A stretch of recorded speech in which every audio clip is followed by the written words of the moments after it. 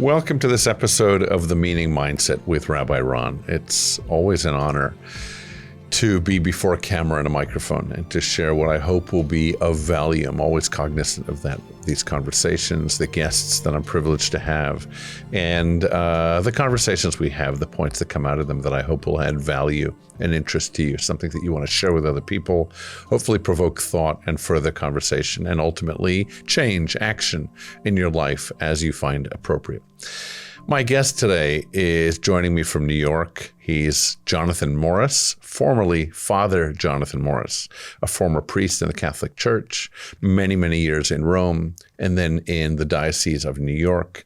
He's written a number of wonderful books, and the one that I want to tell you, the bestseller, is the one that I read, that I've read a couple of times and listened to as well. I have tons of bookmarks and highlights in Kindle and in Audible on this book. It's called The Way of Serenity, Finding Peace and Happiness in the Serenity Prayer. So if that's of interest to you, and I hope it is because it should be of interest to all of us, listen to this conversation. There's a lot to be gained from it. Another book that he wrote, God Wants You Happy. Love that idea. From self-help to God's help. Another is The Promise, God's Purpose and Plan for When Life Hurts. And another, Light in the Darkness, the teachings of Father James Keller, MM, and the Christophers. Today, no longer a Catholic priest, Jonathan is still on television. You've probably seen him. He's been a guest of Larry King, Christiane Amanpour, Shepard Smith, Anderson Cooper, many, many of the luminaries in the world of television news. He's been on CNN and on Sky and on the BBC. And mostly these days you see him on Fox News. He is a partner in the executive coaching firm, which is Morris and Larson. Let's get straight to my conversation with Jonathan Morris.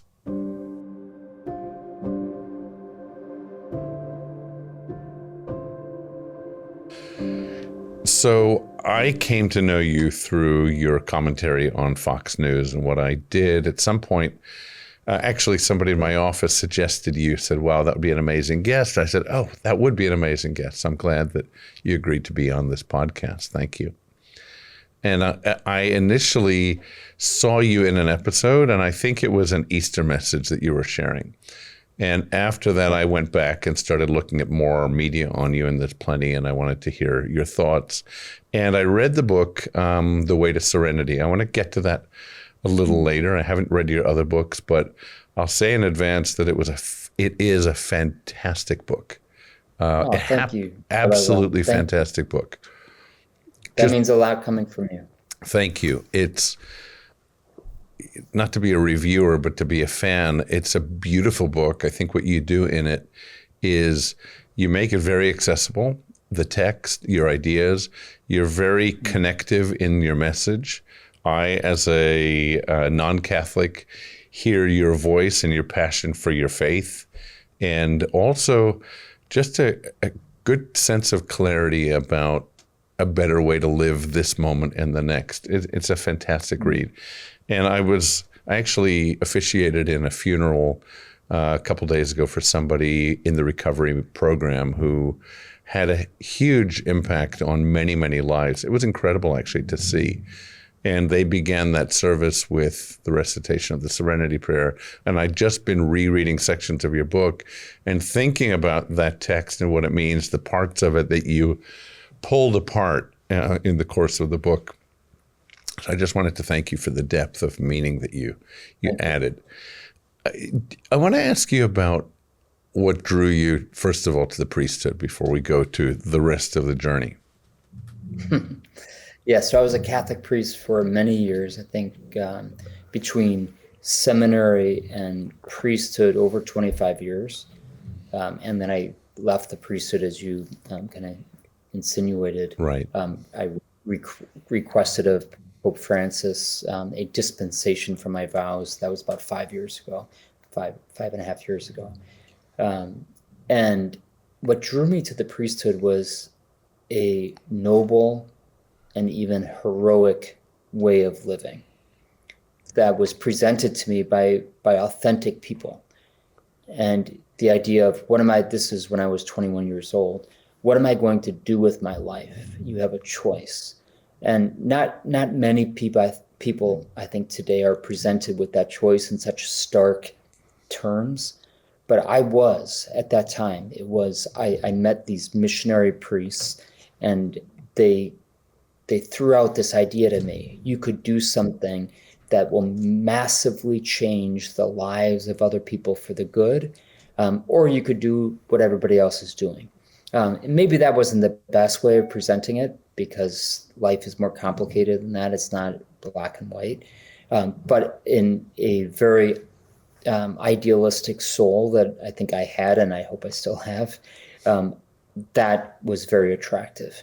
And I was dating a girl at the time for over 2 years in college, and I went to the seminary to visit. As you know, Rabbi Ron, in the Catholic priesthood, priests are not allowed to get married, so I knew that meant breaking up with my girlfriend and going off to the seminary, and it was a big deal, and I surprised my family, my parents, my siblings, and all my college friends, and my girlfriend, of course. And so but to answer your question specifically, it was the idea of a life of high value, of idealism, of heroism. And I certainly never reached that level of heroism.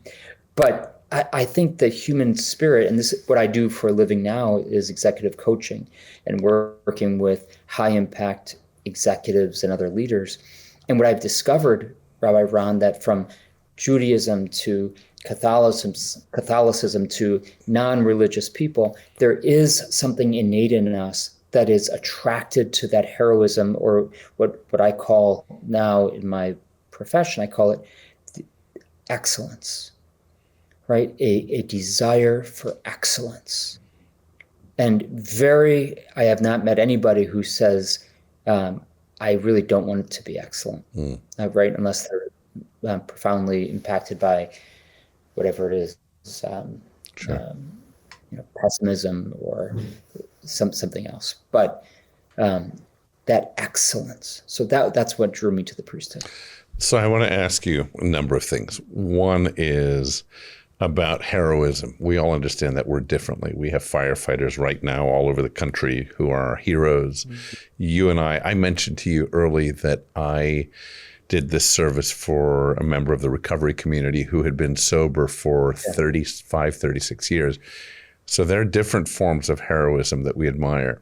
As much as I truly admire the first responders, those guys in that intense heat wearing those uniforms and fighting fires, and all the other first responders protecting our liberties, our freedom, our peace, our kids, I also have enormous admiration for people who go to battle not with things extrinsic, but intrinsic, things within themselves, like that guy who says, this is my 36th year of battling self and essentially winning in sobriety. What does that heroism mean to you that you were pursuing and that you've found since then? Yeah. So I guess I'm a little bit conflicted with the term heroism, because maybe I was attracted to it from a very immature desire to be something special. Okay. And, or maybe I was attracted to it by that innate desire for personal excellence, or maybe a combination of the two. I think that the latter is more noble than the former, right? So the idea of I'm going to become everything that God created me to be, I think that is very noble, right? Am I going to be special and different than anybody else and be looked up to and be lauded as a hero? Maybe less noble, right? So I would not encourage people to be a hero, right? Because there's a lot there, right? Maybe desire for recognition, for praise. But I would say you have an identity, a soul that is so unique, and you are made for something very, very special, and I would say excellent. And if you tap into that and you get rid of all of the negative pressures that are coming from lots of different angles, whether it's for mediocrity or whether it's to be a hero and somebody else's idea of what that means, or whatever, or maybe expectations of your parents or your friends or your siblings or your children. If you get to the point of saying, I think I was made for this and I'm going to go for it, that's flourishing in the best of senses.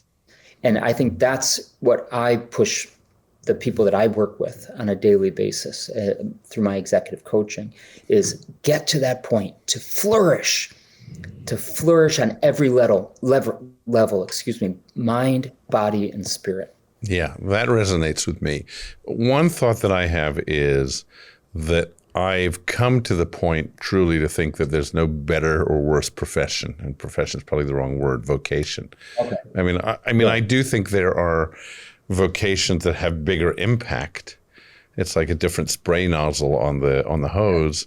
There are people who have an impact on more people. More people are hearing and seeing their ideas. But there's some nobility, beauty, excellence in the gardener, the painter, the person who goes home feeling like they did their best at whatever they're doing. And I think about this vocation, calling, if we want to call it a calling, of religious leadership as just one of those, one path. And then what matters to me when I think about it isn't what I chose, or some would say what chose me, but what I bring to it. Does that make sense to you?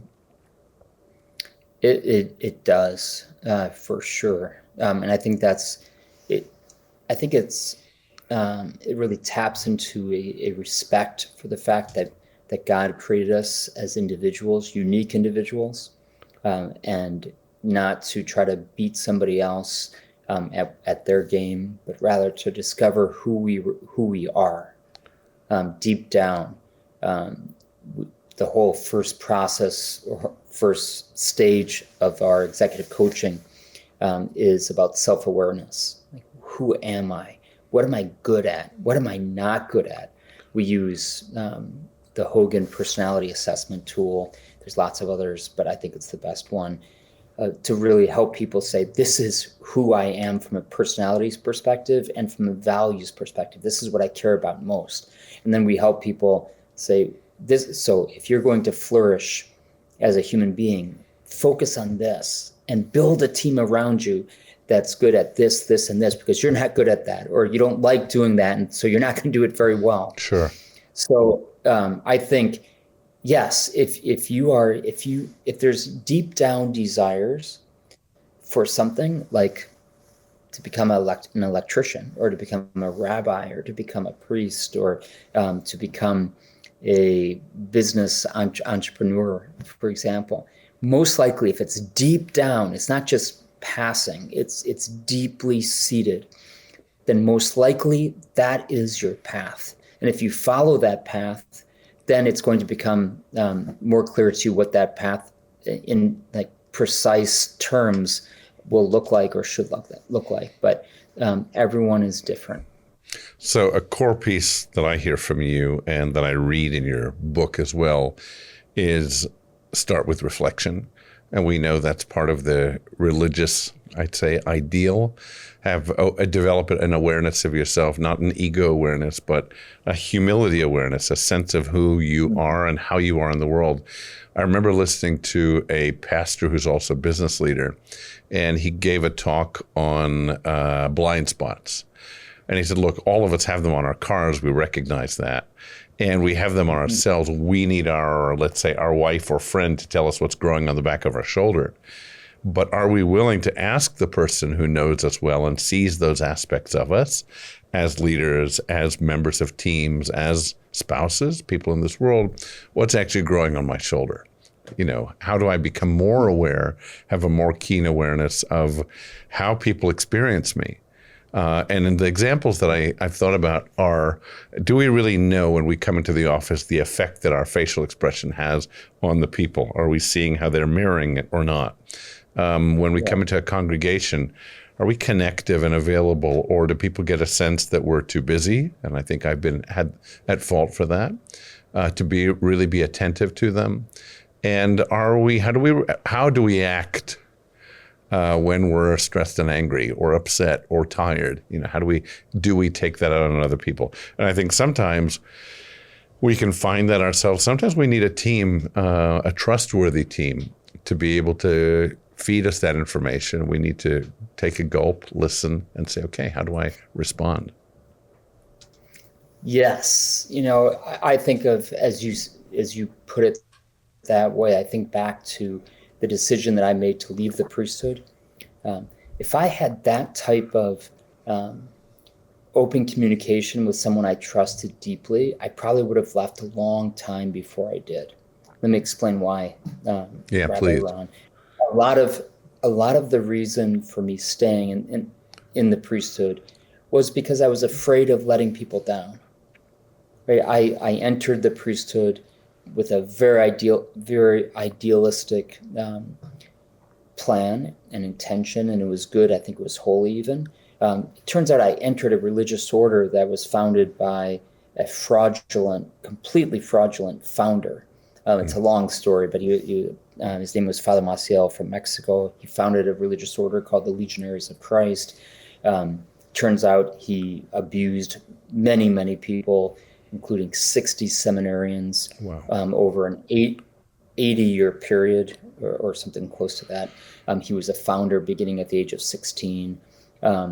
Very strange, crazy story, right? But it was a very dysfunctional order, religious order. And there were signs of it at different times, right? But I stayed within it because of a lot of the manipulation that happened.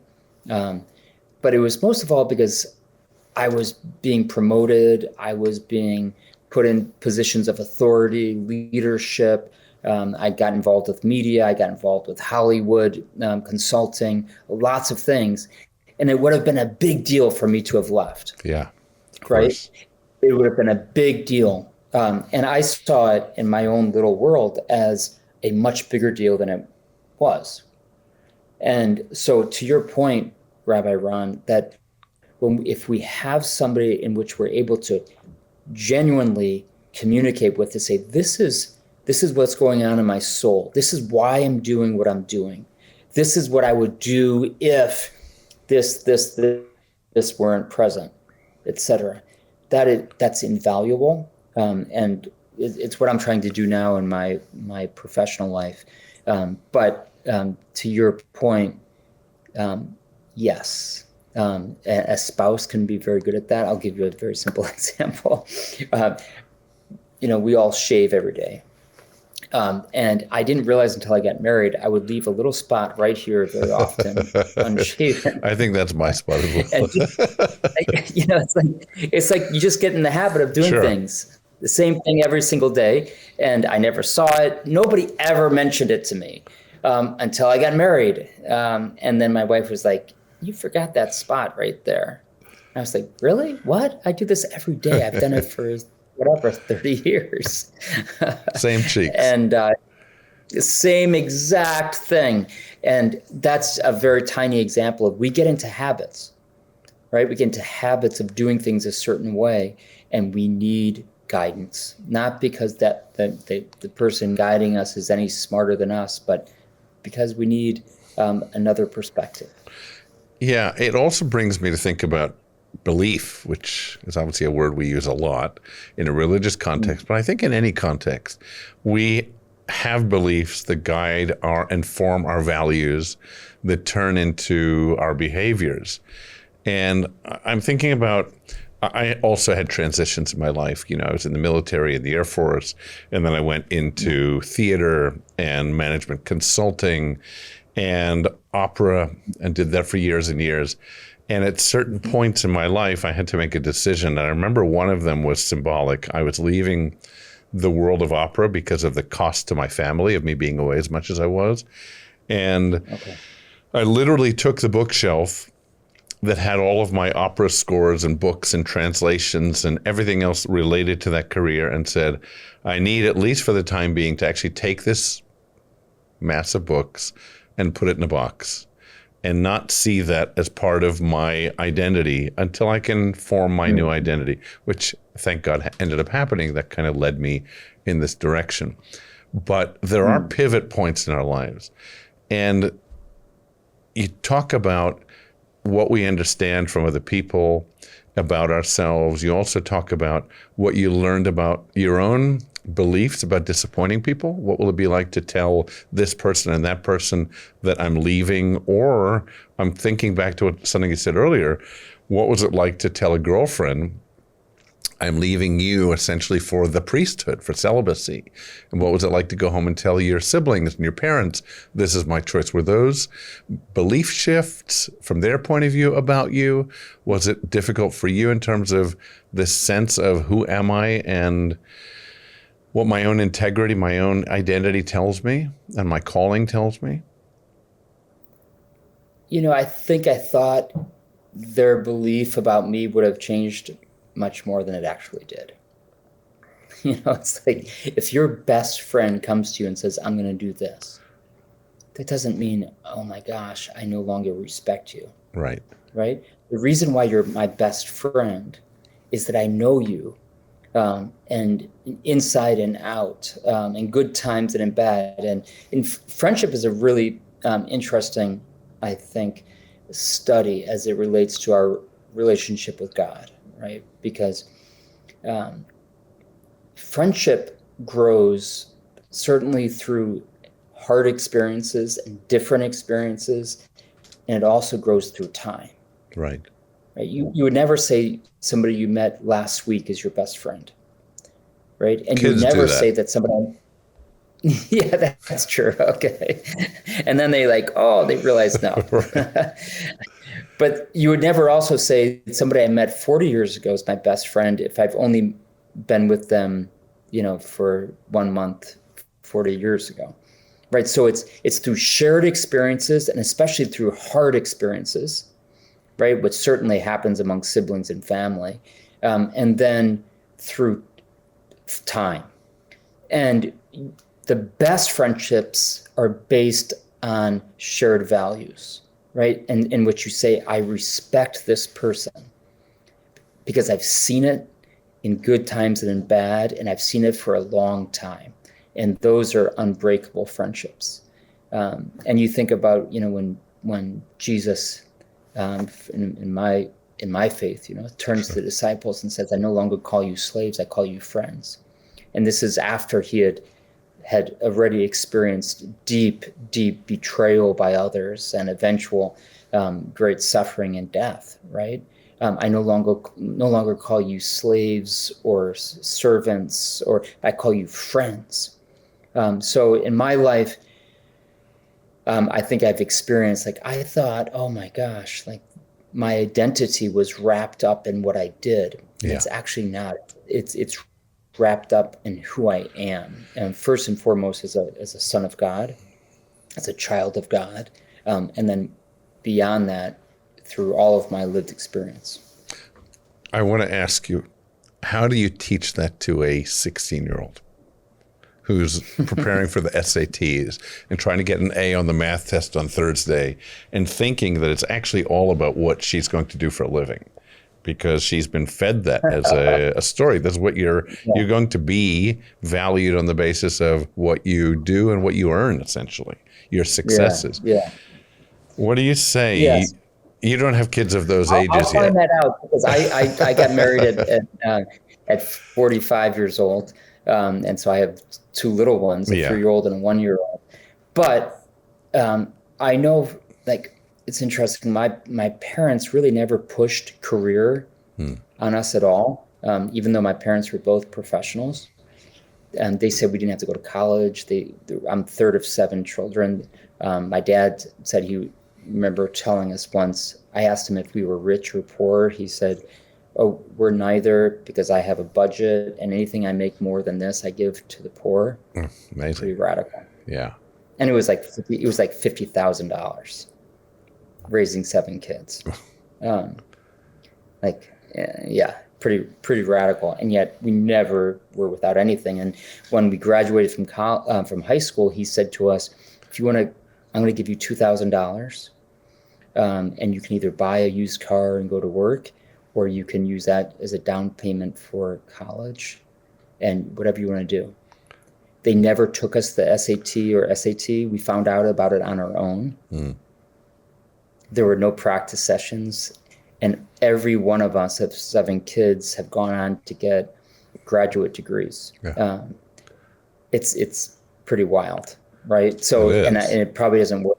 It probably doesn't work with every child Sure. or within every family. But what I'm trying to do with my child, and I didn't get this enough from my parents, as good as they were, I try to just tell them I love them a lot. And whenever I discipline them, I tell them I'm doing this because I love you, and I will never discipline you out of anger. I will discipline you out of principle. So is that going to work when they're Well, 7 or my 14 guess or 16? is, based on who you are, that they're also watching an example, right? It's not just what you're saying and what your wife is saying. Yeah. So much of it is just this ingested sense of the example of good people. And maybe it's also good for our kids to have seen examples, I'll say like yours and mine, that we've shifted. You know, I shifted toward the rabbinate in my 40s, having done these other things. I was in the religious world from my 30s when I was working as a cantor. That got me more and more invested in the text and the religion and service to community and service to people. But I think that's a great model for kids, which is there are many paths in life, but find meaning, find fulfillment. And I want to bring you back to something I've been curious about. How do you go from the intensity of fulfillment that comes from being a servant, being a priest, a community, to anything else that you do a day or a year later? How did you shift from that intensity of involvement and fulfillment? Yeah, great question. I've been lucky to go from the public ministry as being a priest, which is day in and day out, working especially in poor areas in the Bronx and other places where I worked, which was very much a self-giving, being with people, and there's a lot of fulfillment that came from that, to a very different lifestyle, but still through executive coaching and leadership development, I still feel like I'm giving back and having impact, and I get a lot out of that. And I think it would have been much harder if I were to go from the priesthood to selling vacuum cleaners, or doing landscaping, or both very worthy things, right? But I think it would have been harder for me. But I think I would be in a better place to be able to, if I were able to do both of those things, to be a salesperson, do landscaping, and still be okay with it. Like, that would be a very mature spiritual place. That it's not all about me. It's not about, you hear Rabbi Ron a lot about, hey, whether it's, give money to this because you're going to be very fulfilled by it, right? And we know it's not really about that. The most pure giving, the most pure sacrifice is when it's not about us. Right. It's actually about the person that we're serving or giving our lives for. And yes, there's a consequence of feeling purposeful and good, but I think a mature Jonathan Morris would be one who could do landscaping full time, out of necessity, and still be not only okay, but find joy and purpose in what I'm doing. And it's certainly having a family also balances that out a lot, right? I get a lot of purpose from meaning from loving my 2 children. And Yeah, you talked about the problems that you faced in the priesthood with that particular order. Was there ever a temptation, and I don't know if this can happen in the Catholic Church, to change order, to go to another, I'll call it branch or lane within the church? Yeah, I actually did that. So I was with this order, the Legionaries of Christ, and when it started to kind of fall apart, and I was in a leadership position with this order, and I felt like I couldn't continue because it would have been dishonest and disingenuous to try to, I was what's called the vice rector of the seminary in Rome, Italy. So I was there for 9 years. And so I was in charge of the formation of hundreds of other seminarians. And I said, it's just not, I can't stay here while this religious order really needed to be completely, fundamentally reformed. So I left that order. They were not ready for that type of reformation at the time. I left that order and joined the Archdiocese of New York under Cardinal Dolan, who welcomed me with open arms, and I worked with him for 10 years. But still, deep down, I had joined the priesthood under a guise of great of lies and manipulation by a religious order that was heavy into recruitment tactics that were based on spiritual manipulation, right? Things like you are called to be a member of this order. God has told us that you were meant to be from all eternity a member of this religious order, etc. That's just an example. So I took a step back from that order into another form of the priesthood, which was really a blessing from God, because it allowed me psychologically to really decompress and kind of come back into society, so to speak. Yeah, and again, I want to be, maybe it's not again, maybe I haven't said this yet, but I've been thinking it. I don't want to critique anything about anybody else's experience, especially anybody else's religious experience. I've had a number of interactions with the Vatican, positive ones. I've been there a number of times, including a few months ago, last October. And one of the questions that I have, and maybe I just want to ask you if you can answer it or not, and to whatever degree you like, is right now, how reflective is the organization as you see it, as is the church? How reflective, and how willing to see its blind spots and to adjust to them? Yeah, you mentioned my book, The Way of Serenity, about the Serenity Prayer, and I dedicated that book to Pope Francis, the current pontiff, the current pope of the Catholic Church. And I did so because I was so impressed by his humility, his selflessness.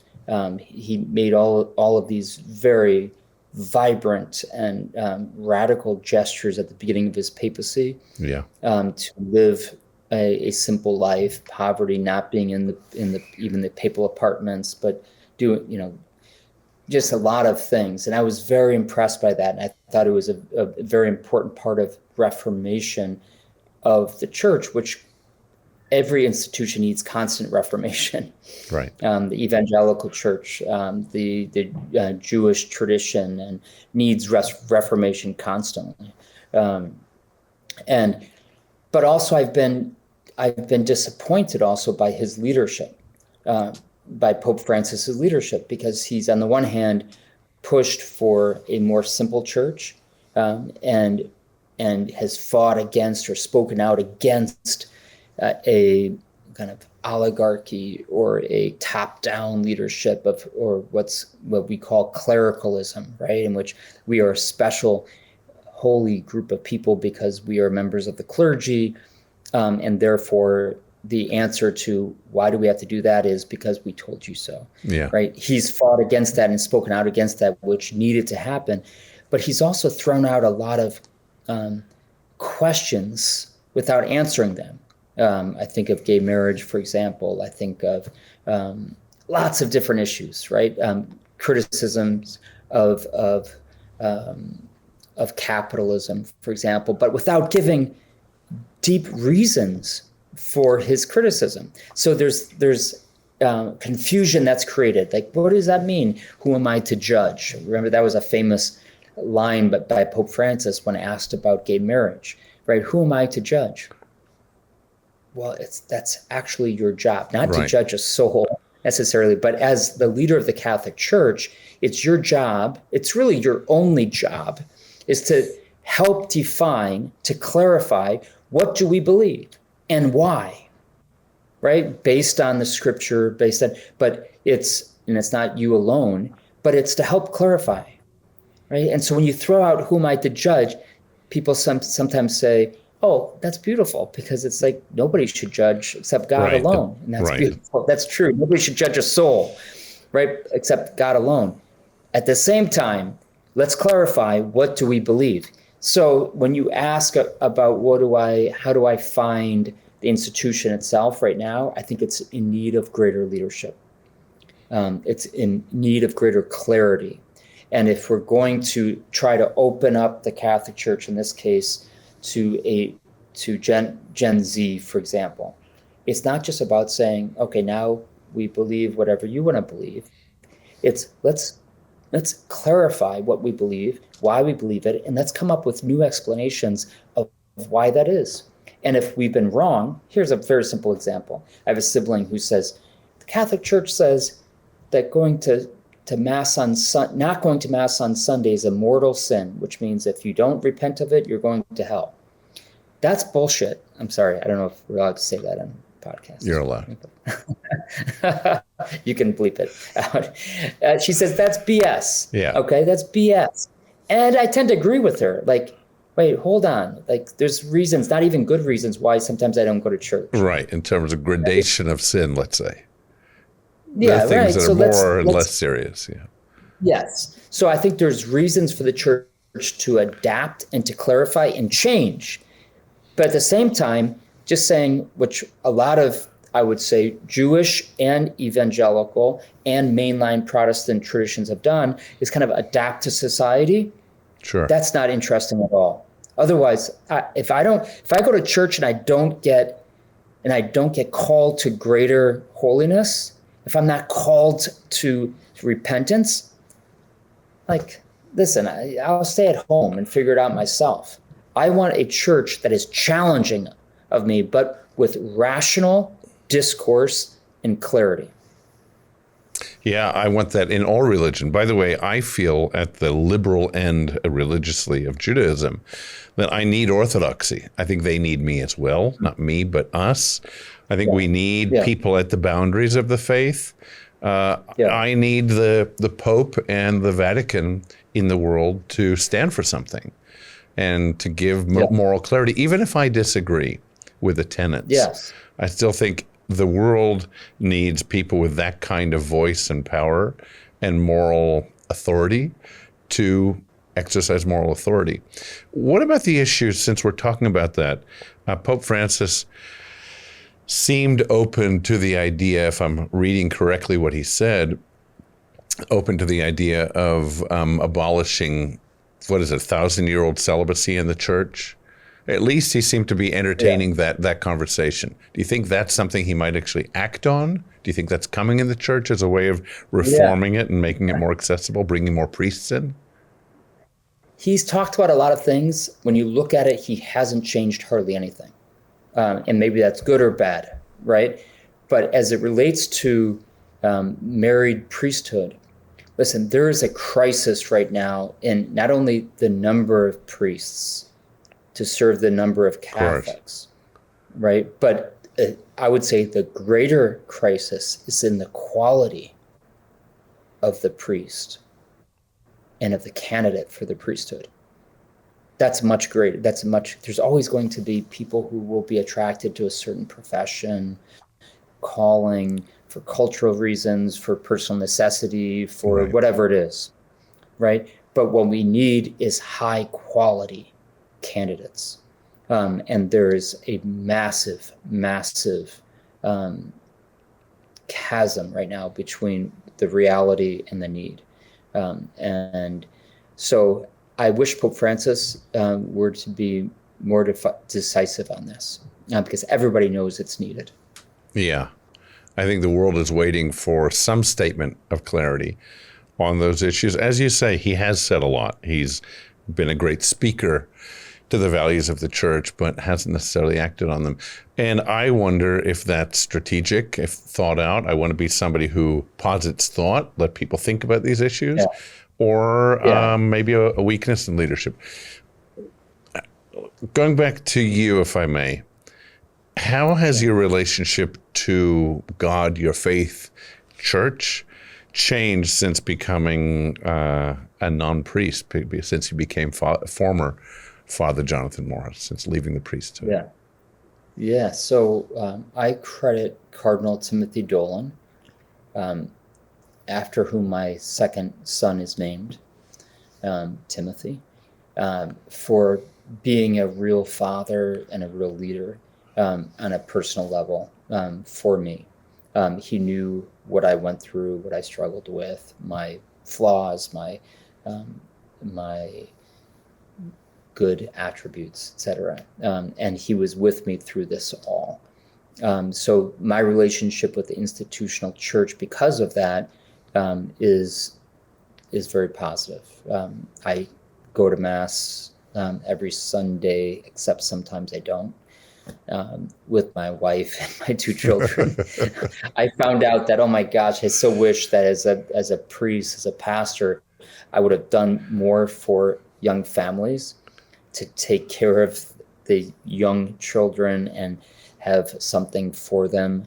It would have kept so many more parents involved in the church, because it is so hard to go and have my children, 1-year-old and 2.5-year-old or 3-year-old, sit in the back pews, not understand what's going on, and try to survive. Right. But I still try to do it, and I give credit to Pope Francis for his kindness and giving me the dispensation, but above all to Cardinal Dolan for making that happen.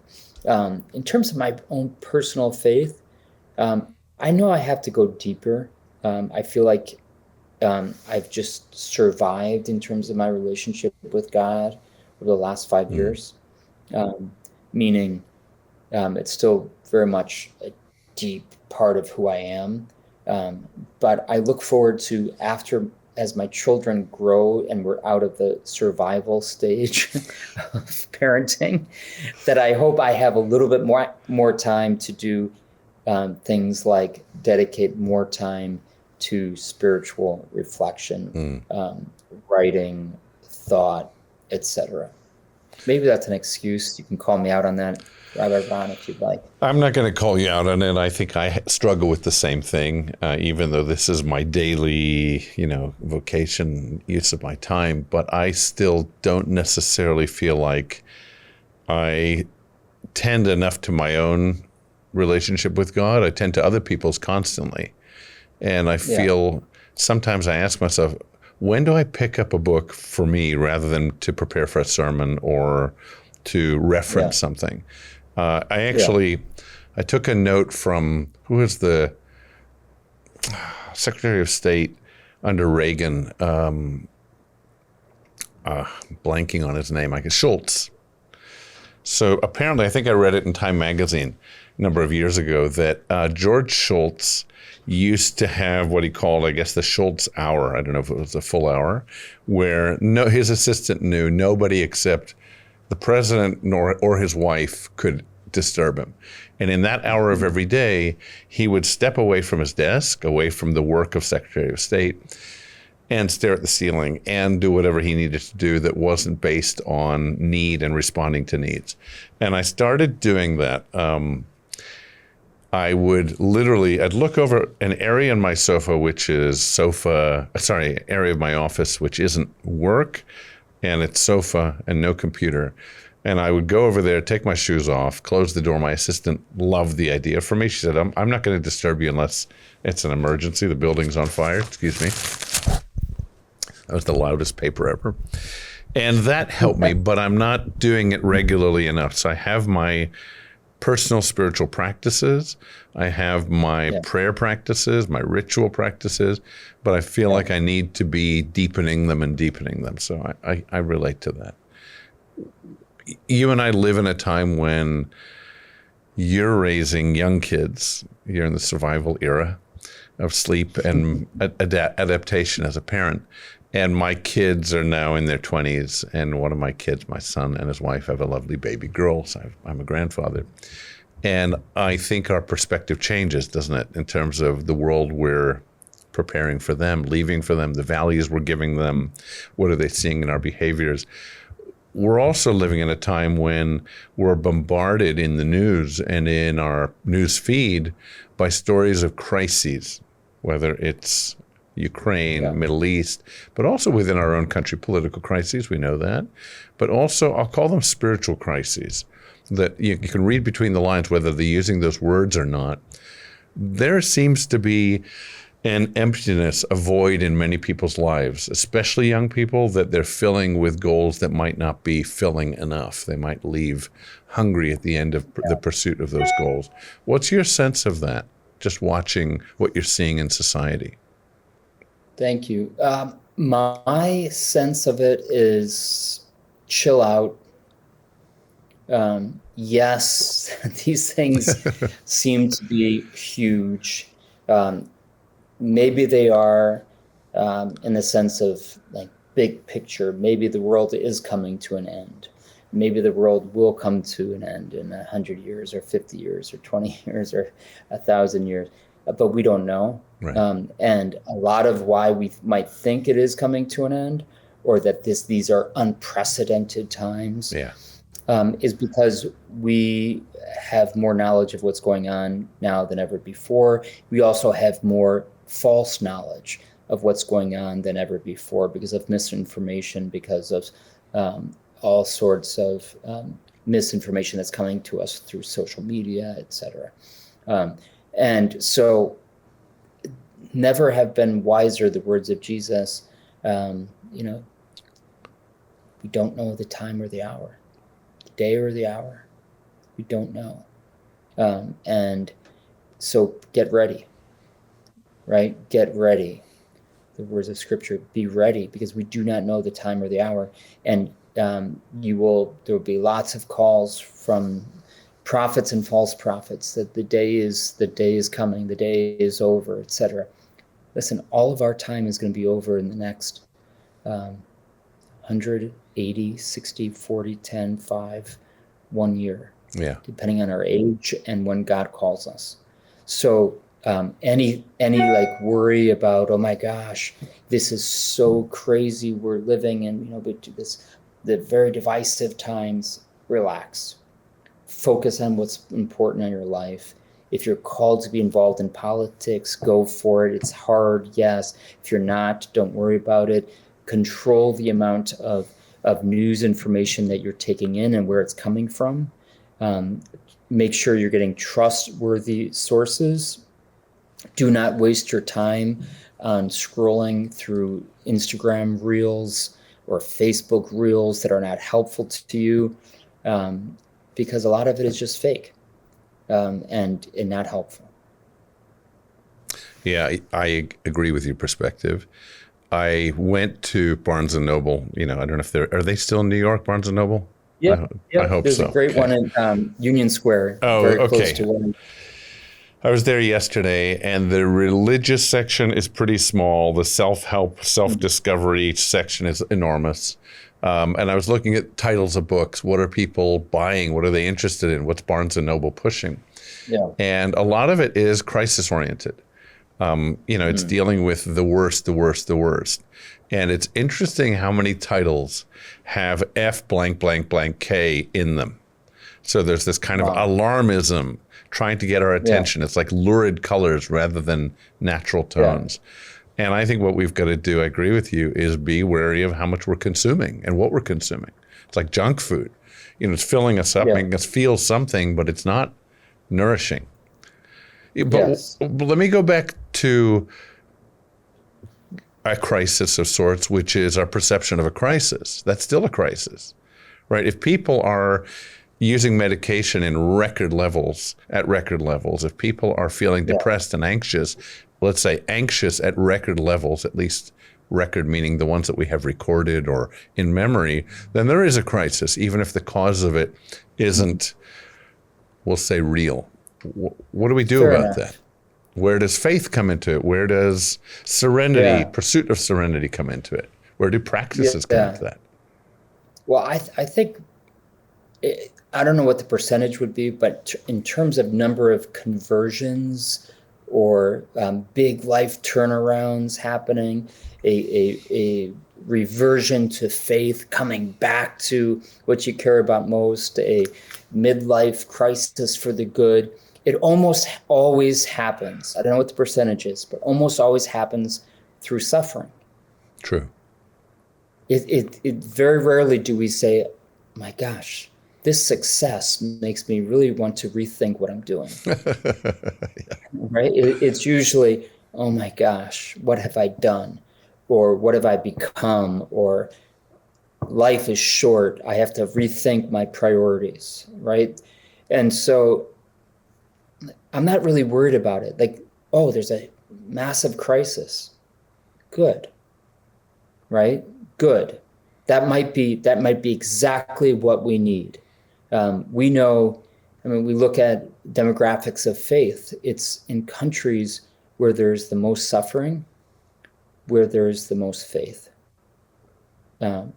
With some exceptions because of government controls over getting rid of religion altogether, Sure. for example, like what's happened during communist regimes and other totalitarian regimes in which they've really been able to wipe out for a period of time, or almost wipe out the name and the voice of God, right, from society. But almost without exception, where there is suffering, there is faith. Because people know that deep down, maybe this is the pursuit of excellence that we talked about before, or this like innate desire for greatness, that there is this hope, right? There's reason to believe, there's reason to hope for something better. And so we don't go towards evil and to the causes of suffering, but rather we move towards goodness and truth and beauty. It sounds like chapter 13 or 15, I'm not sure which chapter it was, in your great book, The Way to Serenity, which I told you I wanted to come back to. But one of the things you said there was, you certainly talked about hope, but you talked about two virtues together. One is courage and hope. So maybe that applies to everything we're talking about, that we need to bring courage and hope to it. We live in an age where maybe, and by the way, I think probably in every age somebody said we live in an age, and they've said unprecedented times. There are certain phrases that are just human, and that's my sense, trying not to be Pollyannish about what we see and read. I do have great concerns, but I try and limit my consumption, for one thing, to reduce my anxiety about things that are out of my control. Back to the Serenity Prayer. What's the courage piece that we need to bring to our lives? So courage is a virtue that I describe it in the book as a state of being, a habit of decision to go against all of those forces that are holding me back, because I know there's something on the other side that is true and that is attainable, that's worthy of pursuit. Right? So courage is not just, wow, I'm strong. My 2.5-year-old runs around here sometimes saying, I'm a superhero. He gets it from things that he's watching. Sure. You're not a superhero, but I like the attitude. But from an adult perspective, it's not just I'm a superhero or all things are going to work out for the good, everything's going to be okay. There's reasons to believe that if I am courageous, I will be victorious, because, and from a faith perspective, God is on my side. He is calling me to overcome these obstacles, and there is a great solution on the other end. So it's a habitual state of soul to say, I am going to confront every obstacle that is keeping me from what God wants for me. Yeah. And if I'm certain about what God wants for me, at least in this area of my life, then I can confront anything. Yeah, I think about that. I thought a lot about that, underlined several sections in the book that were related to that. I also think about the difference between fearlessness and courage. I think they're very different things. And my wife and I were talking about the difference because we scuba dive. And she said, I'm not fearless. I go in with fear. And I think you should go into the ocean with a certain amount of fear, or the freeway. We should have a modicum of awareness, of vulnerability. Yeah. At the same time, I said, that's the difference to me between fearless and courageous. In some ways, I admire her courage more than I would admire her fearlessness. The fact that despite that, she's still willing to literally immerse herself. That's an amazing, amazing human being to me. That's one of the reasons I admire her so much. Moments like that. When we're down there with sharks, I go, okay, this isn't fearlessness. This is courage. Yeah. So fear is, we know that fear is a good thing. If we have no fear, we're going to stick our hands in the fire. We're going to do different things, right? But I think courage is when or the helpful definition for me is when we've come to know that there's a reason to overcome the fear, because there's truth and there's goodness on the other side. And the only thing that is holding us back is our own sense of weakness, without taking into account God's help and God's providence in our lives and other people's help. Or even just reason, right? Like, I'm going down into the ocean to do scuba diving, but I have good reason to believe that this oxygen is going to work. Right. So that's courage, to say, I'm going to get all of those irrational things out of my mind, taking into account also faith in God's providence in my life. Then that's courage and that's strength. Yeah. Do you remember I read when I was maybe a teenager, a lot of Mark Twain. And one of the stories that I read, I want to say it was a short story by Mark Twain. It was about a man who spent years and years in a prison cell, only to discover the door to his cell was never locked. I mean, just thinking about that, how many doors in our lives do we not bother through because we don't have the faith, the courage to even turn the knob, or we don't have the faith, the courage to believe that it's available to us, that we just assume locked. It's all the I can'ts of life. And life is pretty awesome and awe-inspiring when we walk through and say, oh, this was open to me. Gosh, and isn't it true, Rabbi Ron, that so many of those things that hold us back are things that we've learned from our parents and their parents, etc. Right? My wife and I were talking about this last night, about even what we learn from our parents about affection, about giving praise to people, about communication, all of this, right? Like basic things, but that are really important things. That it's like we have to either go through therapy, we have to be healed by the grace of God. We have to have the blessing of being able to reflect deeply on things, to get over the things that we've learned from our parents, which are pretty deep. Right. And not just our parents, but our environment, right? Of like, what does it mean to be a good parent? What does it mean to be a good husband? What does it mean to what's my role as a husband versus my role as a wife? What does it mean to be, all of this, like how much money do I need to make to be a good provider? Sure. All of these things, these are deeply rooted things. And as you said, even in affection, how is love shown? How is it experienced? Yes. But how do we see it in the household? How do our kids see it in a way that's true, authentic? Yes. Yeah. Let me ask you about the book that I found so interesting, and I haven't read your other books yet, but The Way to Serenity. What drew you to that text, which is such a fantastic text, but what drew you to pull it apart and dive into it for a full book? It was maybe a very superficial thing that I had already written, I guess, 2 books for HarperCollins. One was, the first one is called The Promise, God's Purpose and Plan for When Life Hurts. So the whole problem of pain and suffering. I tried to, C.S. Lewis wrote a great book called The Problem of Pain. but it was very intellectual and for a different time. And I tried to from a more pastoral perspective, help people understand if you're suffering, if you're going through sickness or death or whatever it is, like what's the role of pain and suffering in theology and the spiritual life.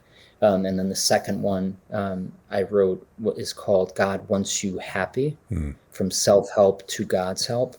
And so I was doing television at the time for CNN, then Fox News.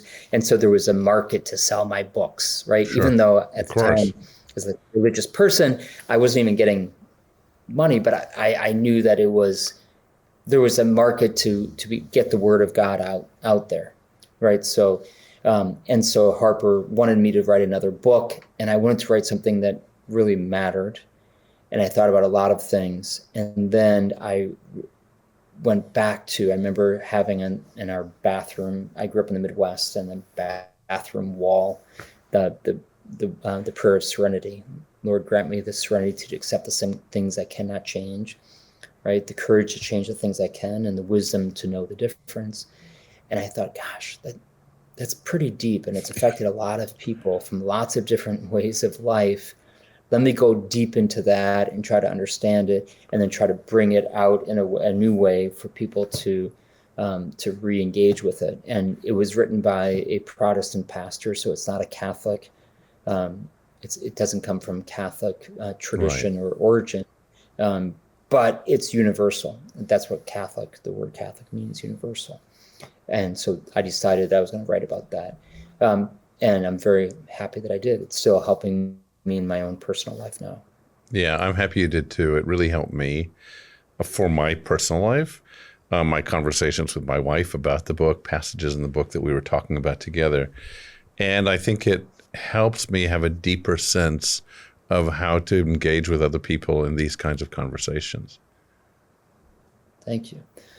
Well, Rabbi Ron, I hope, are you based in Los Angeles? Yeah, a little suburb called Calabasas. Okay. Well, I hope that I travel to Los Angeles for work now and again. So I hope in some way, you never know, God's ways are inscrutable or unscrutable. Yes. Inscrutable. Something scrutable. Hopefully we'll be working together in some way. I hope so. And I come to New York fairly often as well. So I'd love to see you in person. Thank you so much for making this time for us and being part of this conversation. I've gained a lot from it. I've gained a lot from reading you and now engaging with you in conversation. I have great admiration for you. So thank you, and blessings, my best wishes to your family, to your wife and your kids, and to you. Our producer and editor is Jonah Lee Paz. Our musical theme is composed by Amotz Plessner, and our logo, graphic design by Janice Rudnunski. Find us wherever you find your podcasts.